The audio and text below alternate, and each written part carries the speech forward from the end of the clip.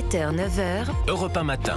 Il est 7h11 sur Europe 1. Dimitri Pavlenko, vous recevez ce matin le référent national du syndicat Alliance Police Nationale, branche police municipale, Augustin Dumas. Voilà, bonjour Augustin Dumas.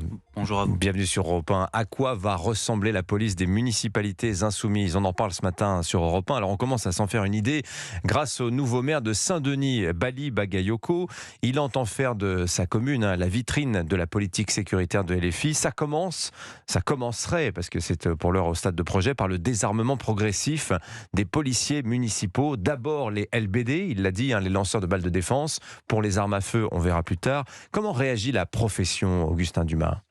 Bien évidemment, on a de quoi être inquiet, puisque nous avons des collègues qui s'engagent au quotidien, qui sont souvent primo-intervenants, et on va les empêcher d'aller déjà sur toutes les missions, puisqu'ils ne vont pas prendre de risques pour aller sur des missions sur lesquelles on aurait notamment une notion d'arme, puisqu'ils ne seraient plus en capacité de réagir.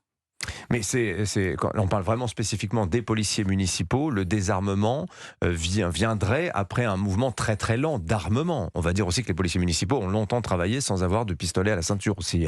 Alors, on a constaté ces dernières années qu'on était plutôt dans le sens de l'armement. D'ailleurs, nous, ce qu'on porte, c'est le fait que le maire devrait avoir une police municipale armée, et s'il souhaite que sa police municipale ne soit pas armée, il devrait le porter politiquement. On a ces policiers municipaux qui sont de plus en plus nombreux, qui sont formés. D'ailleurs, la formation est quand même très complète. Elle est même plus complète parfois que d'autres forces.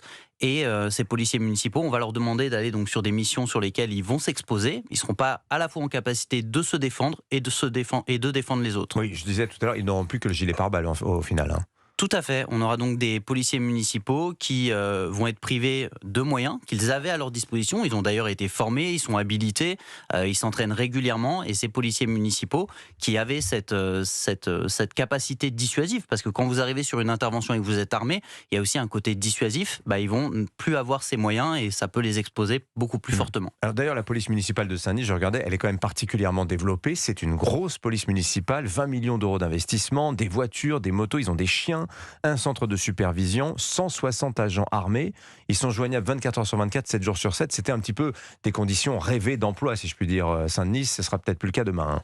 Tout à fait. On avait donc mis les moyens à Saint-Denis. On avait un maire qui avait assumé sa politique sécuritaire et sur lequel il a mis en place un service de police municipale extrêmement complet. C'était le socialiste Mathieu Hanotin qui a été battu la semaine dernière. Ouais. Tout à fait. Et du coup, on avait à la fois des moyens humains et matériels qui étaient conséquents et qui permettaient de répondre d'offrir un service public aux habitants de Saint-Denis, et on va priver ces habitants de ce service. Et si vous parlez du cas où il faudra intervenir là où il y a des armes, si demain il y a des émeutes aussi par exemple, comment ça se passerait dans le cadre d'une police municipale qui ne serait pas armée selon vous, Augustin Dumas? Alors, vous restez au commissariat? On a eu récemment des périodes d'émeutes sur lesquelles je pense que si vous interrogez la majorité des maires qui ont eu à déployer leur police municipale, notamment pour protéger des bâtiments communaux, et qui vont là avoir une force qui ne sera pas en capacité de réagir. Donc ces policiers municipaux, ils vont être contraints effectivement de se mettre à l'abri, et comme je l'ai dit, ils ne seront pas à la fois en capacité de défendre, ni même de se défendre. Alors, d'après le compte X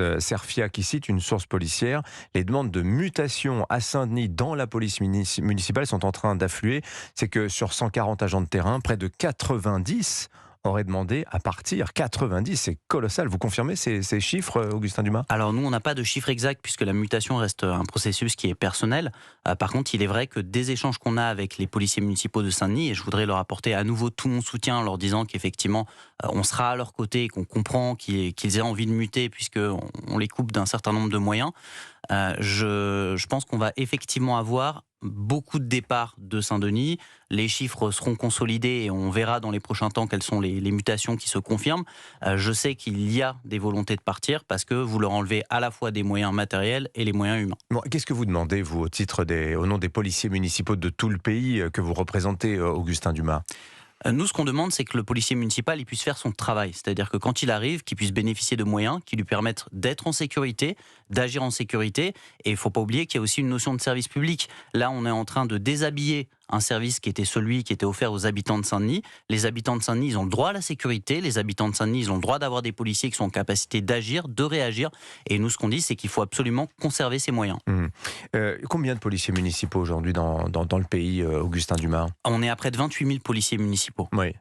Et c'est un métier aujourd'hui que vous considérez comme dangereux, qui va l'être davantage dès lors qu'on n'a plus d'armes à feu à la ceinture, ce qui n'est pas encore le cas, je le répète, mais c'est dans les projets des édiles insoumis.